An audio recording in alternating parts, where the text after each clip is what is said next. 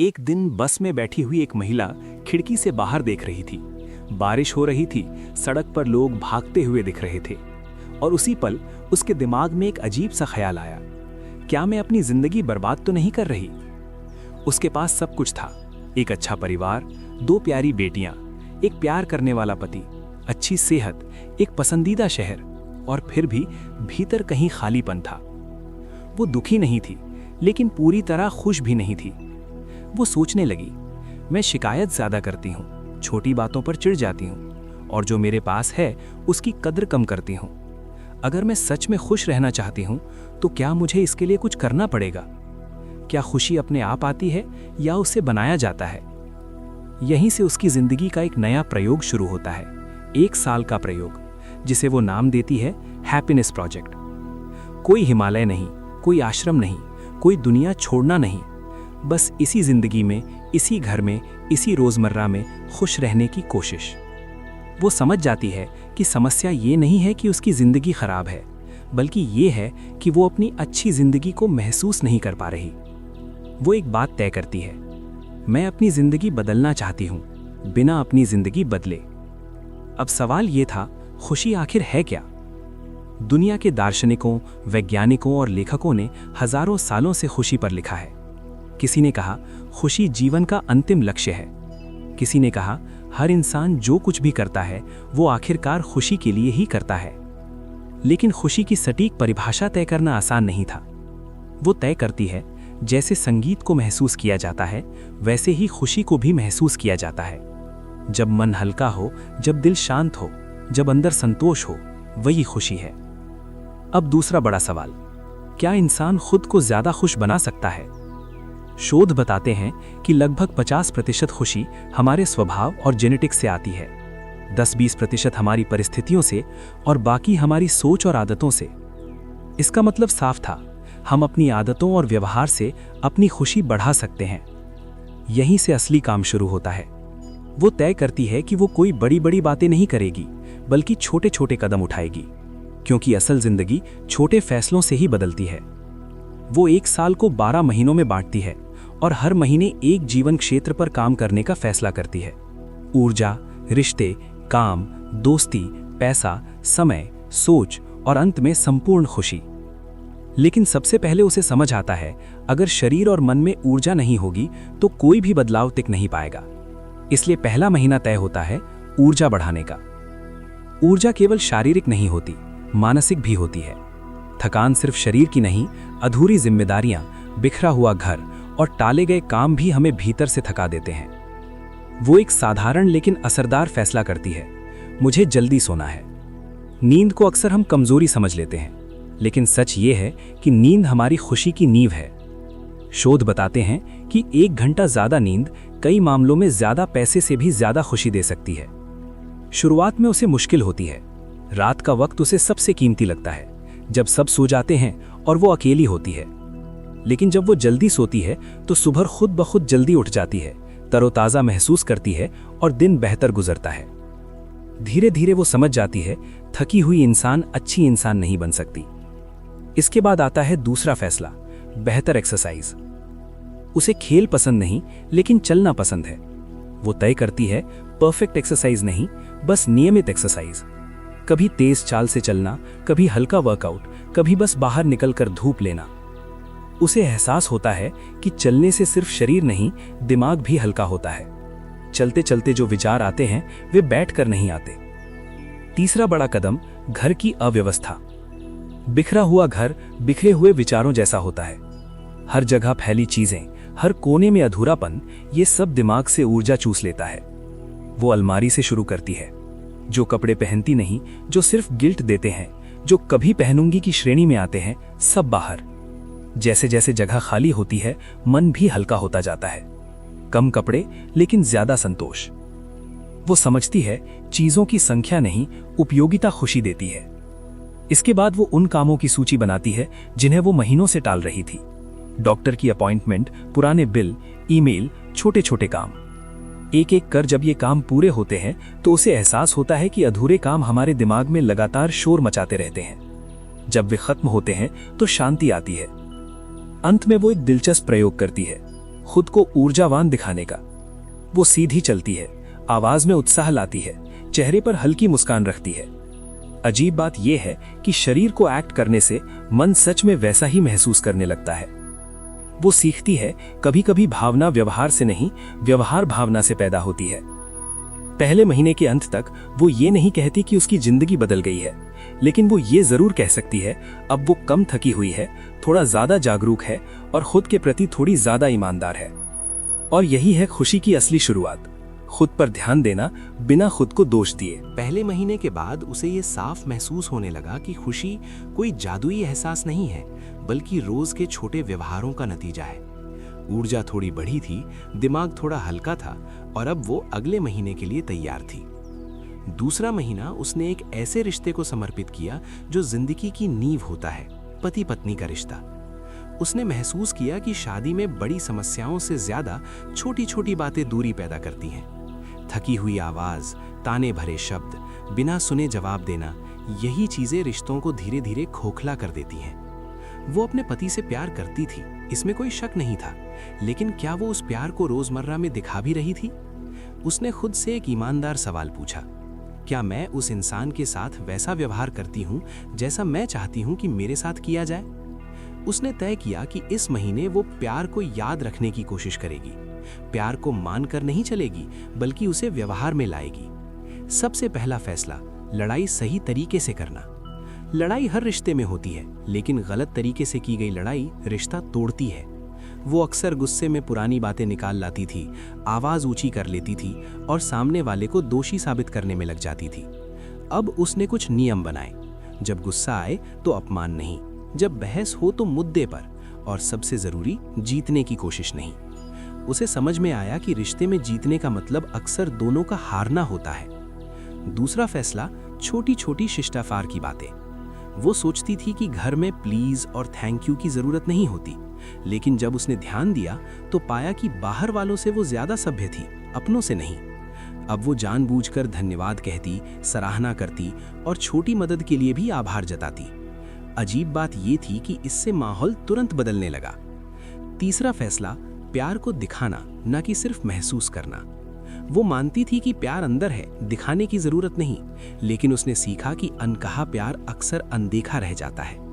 वो छोटे संदेश भेजती, बिना कारण फोन करती और बिना किसी मौके के तारीफ करती। इन छोटी हरकतों से रिश्ते में गर्माहट लौटने लगी। फिर उसने एक और अहम बात सीखी, हम अक्सर सामने वाले को बदलने की कोशिश करते हैं, जबकि खुद को बदलना ज्यादा असरदार होता है। उसने अपने पति की आदतों की लिस्ट बनाई जो उसे परेशान करती थी। फिर उसने सोचा, क्या ये आदतें सच में इतनी बुरी हैं या मैं उन्हें जरूरत से ज्यादा बड़ा बना रही हूँ? कुछ चीजों को उसने जैसा है वैसा स्वीकार करने का फैसला किया, कुछ बातों को उसने छोड़ देना सीखा। वो समझने लगी, हर छोटी बात पर प्रतिक्रिया देना जरूरी नहीं। इस महीने उसे एक और गहरी सच्चाई समझ आई, कभी कभी हम सही होना चाहते हैं जबकि हमें खुश होना चाहिए। उसने जानबूझकर खुद को याद दिलाया, ये लड़ाई जीतना जरूरी नहीं है, ये रिश्ता बचाना ज्यादा जरूरी है। धीरे धीरे उसने महसूस किया कि जब वो शांत रहती है तो सामने वाला भी शांत हो जाता है, जब वो मुस्कुराती है तो माहौल हल्का हो जाता है। दूसरे महीने के अंत तक उसकी शादी अचानक परफेक्ट नहीं हो गई थी, लेकिन उसमें एक नरमी आ गई थी। एक अपनापन जो रोज की भागदौड़ में खो गया था, वो लौटने लगा था। और उसे ये भी समझ में आया, खुशी अकेले नहीं बनती, वो रिश्तों में पनपती है। यहीं से उसका अगला सवाल पैदा हुआ, अगर शादी में खुशी बढ़ सकती है तो बच्चों के साथ रिश्तों में क्यों नहीं? और इसी सोच के साथ वो तीसरे महीने में कदम रखती है। तीसरे महीने की शुरुआत एक नए एहसास के साथ हुई। अब वो समझ चुकी थी कि खुशी सिर्फ खुद को बेहतर महसूस कराने का तरीका नहीं है, बल्कि खुद को बेहतर इंसान बनाने की प्रक्रिया है। इस महीने का फोकस था काम और आत्मसम्मान। काम सिर्फ पैसे के लिए नहीं होता, काम हमें पहचान देता है, दिशा देता है और ये एहसास कराता है कि हम किसी चीज के लिए जरूरी हैं। लेकिन जब काम बोझ बन जाए तो वही चीज जो आत्मसम्मान देती थी धीरे धीरे खुशी छीनने लगती है। वो लिखती थीं, सोचती थीं, रिसर्च करती थीं और फिर भी अक्सर खुद से नाखुश रहती थीं। हर छोटी असफलता उसे भीतर तक हिला देती थी। वो खुद से पूछने लगी, क्या मैं अपनी मेहनत को उतना सम्मान देती हूँ जितना दूसरों की अपेक्षाओं को? उसने तय किया कि इस महीने वो ऊंचा लक्ष्य रखेगी, लेकिन खुद को तोड़े बिना। परफेक्शन नहीं, प्रगति। सबसे पहला फैसला, काम को टालना बंद करना। वो अक्सर सबसे ज़रूरी काम को छोड़कर आसान कामों में उलझ जाती थी। ईमेल देखना, छोटी रिसर्च करना, नोट्स ठीक करना, सब कुछ, बस असली काम नहीं। अब उसने खुद से एक नियम बनाया, दिन की शुरुआत सबसे मुश्किल काम से होगी। शुरुआत में ये बहुत असहज लगा, लेकिन जब दिन का सबसे भारी काम पूरा हो जाता तो बाकी दिन हल्का लगने लगता। दूसरा फैसला, खुद की मेहनत को पहचान देना। वो हमेशा अगले लक्ष्य पर ध्यान देती थी, न कि पूरे हुए काम पर। अब वो जानबूझकर रुकती और खुद से कहती, हाँ, ये काम पूरा हुआ, ये मायने रखता है। ये आत्म प्रशंसा नहीं थी, बल्कि आत्म स्वीकृति थी। तीसरा फैसला, शिकायत कम करना। वो अक्सर कहती थी, मेरे पास समय नहीं है, माहौल सही नहीं है, हालात अनुकूल नहीं है।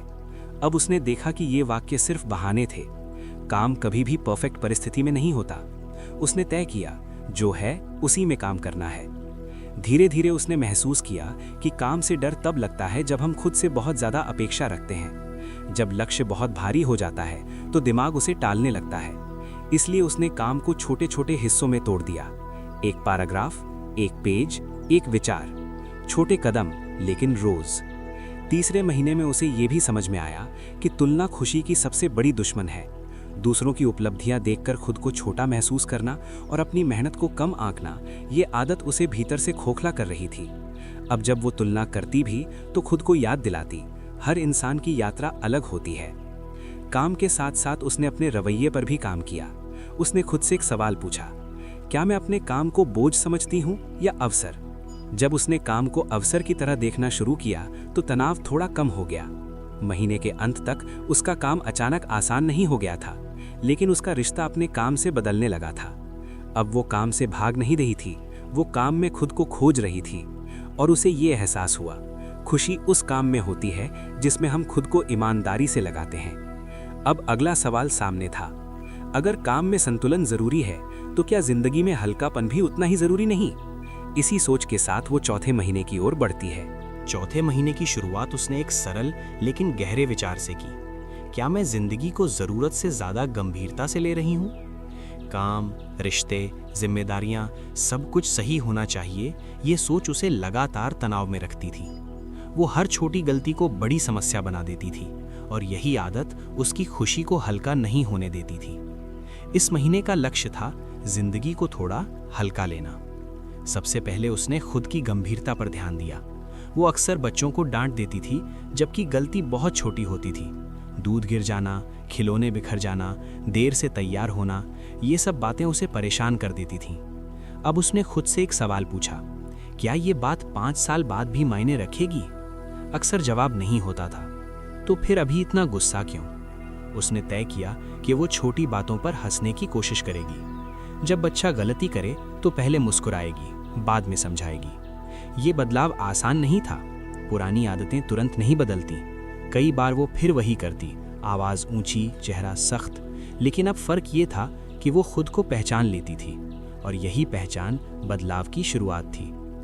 इस महीने उसने एक और दिलचस्प बात नोटिस की। बच्चे स्वाभाविक रूप से खुश होते हैं जब तक हम उन्हें रोकते नहीं।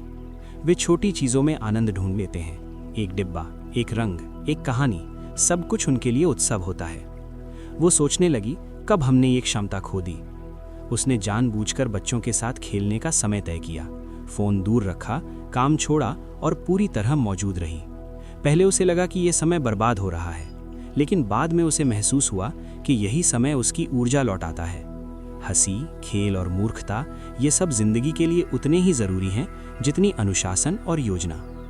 उसने ये भी देखा कि जब वो खुद हंसती है तो घर का माहौल बदल जाता है, तनाव कम होता है, रिश्ते नरम हो जाते हैं।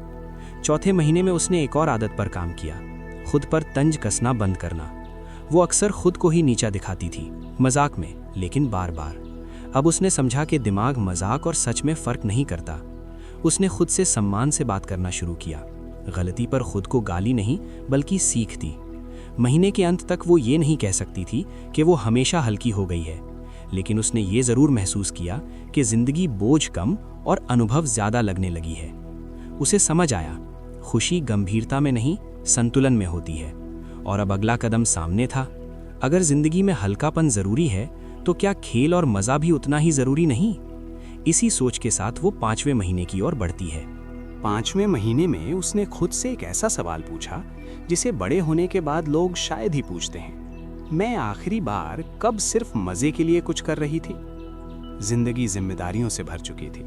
हर काम का कोई उद्देश्य होना चाहिए, कोई परिणाम निकलना चाहिए। ये सोच उसके भीतर बैठ चुकी थी। मज़ा अब ज़रूरी कामों के बाद मिलने वाला बोनस बन गया था। इस महीने का फैसला था खेल और आनंद को गंभीरता से लेना। उसे समझ आया कि खेल सिर्फ बच्चों के लिए नहीं होता। खेल वो हर गतिविधि है जो हम सिर्फ इसलिए करते हैं क्योंकि वो हमें अच्छा महसूस कराती है। उसने अपनी बचपन की यादों को टटोला। वो क्या करना पसंद करती थी? लिखना, पढ़ना, गाना, बिना कारण घूमना। अब उसने तय किया कि वो इन चीज़ों को फुर्सत मिलने पर नहीं बल्कि कैलेंडर में जगह देकर करेगी। पहले पहले ये अजीब लगा। मज़े को शेड्यूल करना विरोधाभास जैसा लगा। लेकिन जब उसने इसे किया तो पाया कि अगर मज़ा प्लान न किया जाए तो वो कभी होता ही नहीं। उसने छोटे छोटे आनंद ढूंढने शुरू किए। अच्छी किताब पढ़ना, पसंदीदा गाना सुनना, बिना किसी वजह के टहलना। इन पलों में कोई उत्पादकता नहीं थी, कोई लक्ष्य नहीं था, बस मौजूद रहना था। धीरे धीरे उसने महसूस किया कि जब दिमाग को आराम मिलता है तो वो बेहतर काम भी करता है। मज़ा और काम एक दूसरे के दुश्मन नहीं है। इस महीने उसे एक और सच्चाई समझ में आई। हम अक्सर सोचते हैं कि खुश होने के लिए सब ठीक होना चाहिए, लेकिन सच ये है कि खुश रहने से ही बहुत कुछ ठीक होने लगता है। उसने ये भी देखा कि जब वो खुद खुश रहती है तो उसका असर बच्चों पर भी पड़ता है।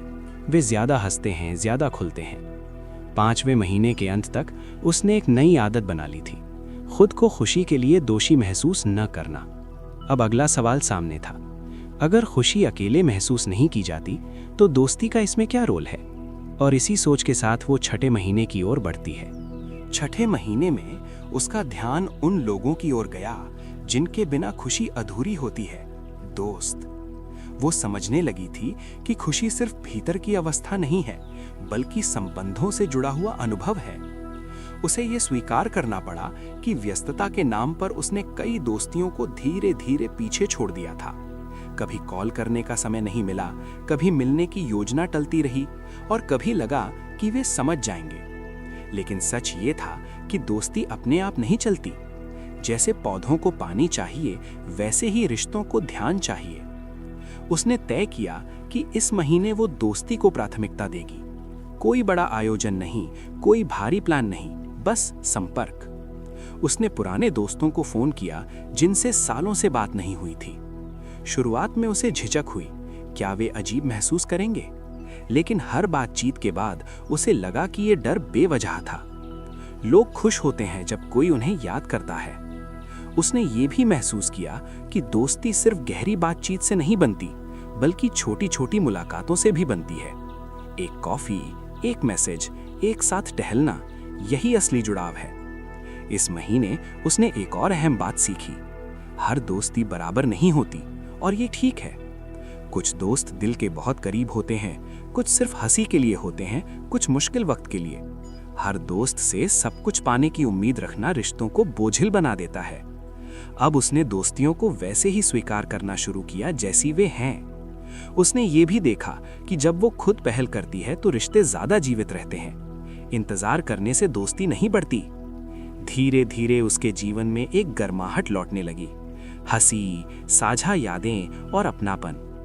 6ठे महीने के अंत तक उसे ये साफ समझ आ गया कि खुशी अकेले टिक नहीं सकती, उसे लोगों की जरूरत होती है। और अब अगला सवाल उसके सामने था, अगर रिश्ते जरूरी हैं तो पैसा खुशी में क्या भूमिका निभाता है? इसी सोच के साथ वो 7वें महीने की ओर बढ़ती है। 7वें महीने में उसने उस विषय की ओर ध्यान दिया जिसके बारे में लोग खुलकर बात नहीं करना चाहते, पैसा। अक्सर कहा जाता है कि पैसा खुशी नहीं खरीद सकता, लेकिन उसकी जिंदगी का अनुभव कुछ और ही कह रहा था। पैसा सीधे खुशी नहीं देता, लेकिन ये जरूर तय करता है कि हम कितनी चिंताओं से मुक्त हैं। बिल, खर्चे, भविष्य की अनिश्चितता, ये सब बातें दिमाग में लगातार शोर करती रहती हैं। उसने खुद से पूछा, क्या मैं पैसे का इस्तेमाल खुशी बढ़ाने के लिए कर रही हूं या बस आदतों के कारण खर्च कर रही हूं? इस महीने का लक्ष्य था पैसे को सोच समझकर खुशी के लिए इस्तेमाल करना। सबसे पहले उसने अपने खर्चों को ध्यान से देखा। कुछ खर्चे उसे सच में खुशी देते थे, जैसे किताबें, परिवार के साथ समय, सुविधाएं जो तनाव कम करती थीं।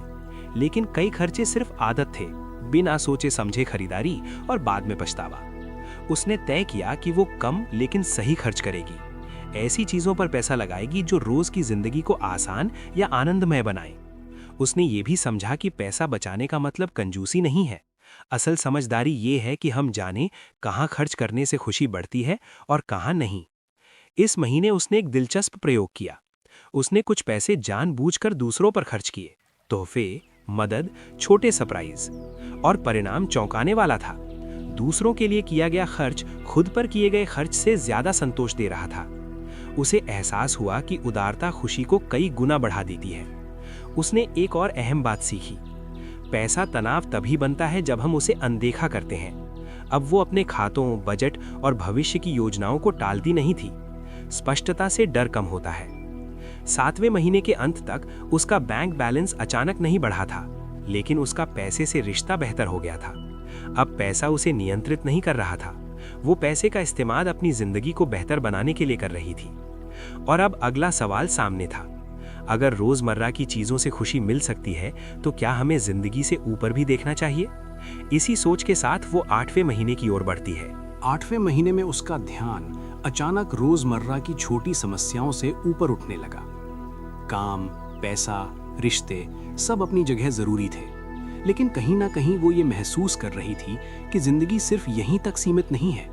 इस महीने का भाव था विस्तार, खुद से बाहर देखने की कोशिश। वो अक्सर छोटी छोटी बातों पर परेशान हो जाती थी। किसी की बात बुरी लग जाना, किसी काम का ना होना, किसी दिन का खराब चला जाना, सब कुछ बहुत बड़ा लगने लगता था। अब उसने खुद से पूछा, क्या मैं जिंदगी को बहुत पास से देख रही हूं? जब हम चीजों को बहुत नजदीक से देखते हैं तो हर छोटी दरार बहुत बड़ी लगती है, लेकिन थोड़ा पीछे हटकर देखें तो तस्वीर बदल जाती है। उसने जानबूझकर खुद को याद दिलाना शुरू किया, मैं इस ब्रह्मांड का एक बहुत छोटा सा हिस्सा हूं। यह विचार उदास करने वाला नहीं था, बल्कि मुक्त करने वाला था। अगर मैं इतनी छोटी हूं तो मेरी हर गलती, हर चिंता भी उतनी ही छोटी है। वो आसमान देखने लगी, रात को तारों को, दिन में बादलों को। पहले जहां वो फोन देखती थी, अब वो ऊपर देखती थी। उसने किताबों में पढ़ा कि इंसान जब किसी बड़ी चीज का अनुभव करता है, जैसे प्रकृति, संगीत, कला, तो उसका अहंकार थोड़ा शांत हो जाता है और उसी शांति में खुशी का बीज छुपा होता है। उसने अपने बच्चों को भी ये अनुभव देना शुरू किया। तारों के बारे में बातें, चांद की कहानियां, आसमान के रंग। इन पलों में कोई सिखाना नहीं था, कोई लक्ष्य नहीं था, बस विस्मय था। इस महीने उसने एक और बात महसूस की। हम जिंदगी को कंट्रोल करने की बहुत कोशिश करते हैं। हर योजना, हर डर, हर चिंता सब नियंत्रण की चाह से जुड़ी होती है। लेकिन जब उसने ये स्वीकार किया कि बहुत कुछ उसके हाथ में नहीं है, तो भीतर एक हल्कापन आया। उसने खुद से कहना शुरू किया, सब कुछ मेरे बस में नहीं है और ये ठीक है। इस स्वीकार में हार नहीं थी, बल्कि राहत थी। 8वें महीने के अंत तक उसकी समस्याएं खत्म नहीं हुई थीं, लेकिन वे अब उसे कुचल नहीं रही थीं। वो जिंदगी को एक बड़ी कहानी के हिस्से की तरह देखने लगी थी, जहां हर अध्याय जरूरी है, लेकिन कोई भी अध्याय पूरी किताब नहीं होता। और अब अगला सवाल सामने था, अगर बाहर की दुनिया इतनी बड़ी है, तो क्या मेरे भीतर भी कोई ऐसा कोना है जिसे मैं अनदेखा कर रही हूं? इसी सोच के साथ वो 9वें महीने की ओर बढ़ती है। 9वें महीने में उसका ध्यान बाहर की विशाल दुनिया से हटकर भीतर की किसी दबी हुई आवाज की ओर गया। अब वो ये समझने लगी थी कि खुशी सिर्फ आराम, संतुलन या शांति से नहीं आती, बल्कि उस चीज से भी आती है जिसमें हम पूरी तरह डूब जाना चाहते हैं। उसने खुद से एक सीधा सवाल पूछा, अगर मुझे किसी चीज में समय का एहसास ही न रहे तो वो क्या होगी? जवाब तुरंत नहीं आया, क्योंकि जिंदगी की व्यस्तता में उसने अपनी रुचियों को बहुत पीछे छोड़ दिया था। जो चीजें कभी उसे जीवंत महसूस कराती थीं, वे फुर्सत मिलने पर की सूची में चली गई थीं। धीरे धीरे उसे याद आया, किताबें पढ़ना सिर्फ जानकारी लेने का जरिया नहीं था। पढ़ना उसके लिए एक दुनिया में प्रवेश करने जैसा था, जहां वो खुद को भूल जाती थी। इस महीने का लक्ष्य था किसी एक रुचि को गंभीरता से अपनाना। उसने तय किया कि वो पढ़ने के लिए समय बनाएगी, चाहे कितना ही व्यस्त दिन क्यों ना हो। 10 मिनट, 20 मिनट, समय की मात्रा नहीं, निरंतरता जरूरी थी। शुरुआत में उसे अपराध बोध हुआ, इतना काम पड़ा है और मैं पढ़ रही हूं। लेकिन फिर उसने खुद को याद दिलाया, ये समय बर्बाद नहीं है, ये समय मुझे वापस देता है। पढ़ते समय वो पूरी तरह मौजूद रहती थी, फोन दूर, दिमाग शांत, ध्यान एक जगह। इन पलों में उसे एक अलग तरह की खुशी मिलती थी, शांत, गहरी और स्थायी। इस महीने उसने ये भी महसूस किया कि जब हम अपनी रुचियों को दबाते हैं तो जिंदगी रंगहीन हो जाती है। हर इंसान के भीतर कोई न कोई जुनून होता है, कोई लिखता है, कोई गाता है, कोई सिखाता है, कोई बनाता है। जब हम उस जुनून को जगह देते हैं तो हम खुद को ज्यादा खुद महसूस करते हैं। 9वें महीने के अंत तक उसकी जिंदगी में कोई बड़ा बदलाव नहीं दिख रहा था, लेकिन भीतर कुछ जाग गया था। अब वो सिर्फ जिम्मेदारियों से नहीं बल्कि अपने मन की आवाज से भी जुड़ रही थी। और अब अगला सवाल उसके सामने था, अगर मैं अपने भीतर की आवाज सुन रही हूं तो क्या मैं इस पल को पूरी तरह जी भी पा रही हूं? इसी सोच के साथ वो 10वें महीने की ओर बढ़ती है। 10वें महीने में उसने एक ऐसी चीज पर ध्यान देना शुरू किया जो हमेशा मौजूद रहती है लेकिन अक्सर अनदेखी रह जाती है, ये पल। अब तक वो भविष्य की चिंता और बीते समय की यादों के बीच झूलती रही थी। खुशी की तलाश में भी वो कहीं ना कहीं आगे या पीछे ही देखती थी। इस महीने का सार था ध्यान देना। वो समझने लगी थी कि हम जिंदगी को जीते कम हैं और सोचते ज्यादा हैं। खाना खाते हुए मोबाइल, चलते हुए योजना, बात करते हुए अधूरा ध्यान। हम हर जगह होते हैं लेकिन पूरी तरह कहीं नहीं। उसने खुद से एक छोटा सा अभ्यास शुरू किया, जो भी करूं उसी में पूरी तरह रहूं। जब वो बच्चों से बात करे तो सच में सुने, जब वो लिखे तो सिर्फ लिखे, जब वो खाए तो स्वाद महसूस करे। शुरुआत में ये आसान नहीं था, दिमाग बार बार भटकता, अगले काम की याद दिलाता, लेकिन जैसे ही वो खुद को वापस लाती उसे भीतर एक स्थिरता महसूस होती। उसने ये भी नोटिस किया कि जब वो ध्यान से सुनती है तो लोग ज्यादा खुलते हैं, रिश्तों में गहराई आने लगी। इस महीने उसने एक और अहम बात समझी, खुशी किसी खास घटना में नहीं बल्कि साधारण पलों में छुपी होती है। सुबह की रोशनी, बच्चों की हंसी, चाय की खुशबू, ये सब पहले भी थे लेकिन अब वो इन्हें देख पा रही थी। उसने शिकायतों पर भी ध्यान देना शुरू किया। जैसे ही मन में नकारात्मक विचार आता वो खुद से पूछती, क्या मैं अभी सच में किसी खतरे में हूं? अक्सर जवाब नहीं होता था, तो फिर चिंता क्यों? धीरे धीरे उसने महसूस किया कि ध्यान देने से समय धीमा हो जाता है, दिन लंबे लगने लगते हैं और जिंदगी कम भागती हुई। 10वें महीने के अंत तक वो ये नहीं कह सकती थी कि उसका मन हमेशा शांत रहता है, लेकिन अब उसे ये पता था कि शांति कहाँ मिल सकती है, इसी पल में। और अब आखिरी सवाल सामने था, अगर मैं वर्तमान में जी सकती हूं तो क्या मैं अपने मन को संतोष में भी रख सकती हूं? इसी सोच के साथ वो 11वें महीने की ओर बढ़ती है। 11वें महीने में उसका ध्यान भीतर की उस अवस्था पर गया जो अक्सर बाहरी हालात पर निर्भर कर दी जाती है, संतोष। अब तक उसने सीखा था कि ऊर्जा, रिश्ते, काम, आनंद और वर्तमान में रहना खुशी को बढ़ाते हैं, लेकिन फिर भी कुछ दिन ऐसे आते थे जब सब कुछ ठीक होने के बावजूद मन अशांत रहता था। इस महीने का उद्देश्य था दिल को संतुष्ट रखना। उसने महसूस किया कि असंतोष की जड़ अक्सर तुलना होती है, किसी और की जिंदगी बेहतर लगना, किसी और की उपलब्धियां ज्यादा चमकदार लगना। ये सब विचार चुपचाप खुशी को कम कर देते हैं। अब उसने जानबूझकर तुलना से दूरी बनानी शुरू की। जब भी मन किसी और से खुद की तुलना करने लगता, वो खुद से कहती, उनकी जिंदगी अलग है, मेरी अलग। उसने ये भी देखा कि शिकायत करना उसकी आदत बन चुकी थी। छोटी बातों पर मन ही मन नाराज होना, हालात को दोष देना, ये सब उसे भीतर से भारी बना देते थे। इस महीने उसने एक सरल अभ्यास अपनाया, शिकायत की जगह कृतज्ञता। हर दिन वो खुद से पूछती, आज ऐसा क्या हुआ जो अच्छा था? कभी जवाब बहुत छोटा होता, अच्छी नींद, शांत सुबह, बच्चों की हंसी। लेकिन इन छोटे जवाबों से उसका नजरिया बदलने लगा। उसने ये भी समझा कि संतोष का मतलब महत्वाकांक्षा छोड़ना नहीं है। मतलब सिर्फ इतना है कि अभी जो है उसे नकारना नहीं। वो भविष्य के लिए योजनाएं बनाती रही, लेकिन वर्तमान को कमतर मानना छोड़ दिया। इस महीने उसने अपने मन से बात करने के तरीके पर भी ध्यान दिया। पहले वो खुद से सख्ती से बात करती थी, तुम और बेहतर कर सकती थी, ये काफी नहीं है।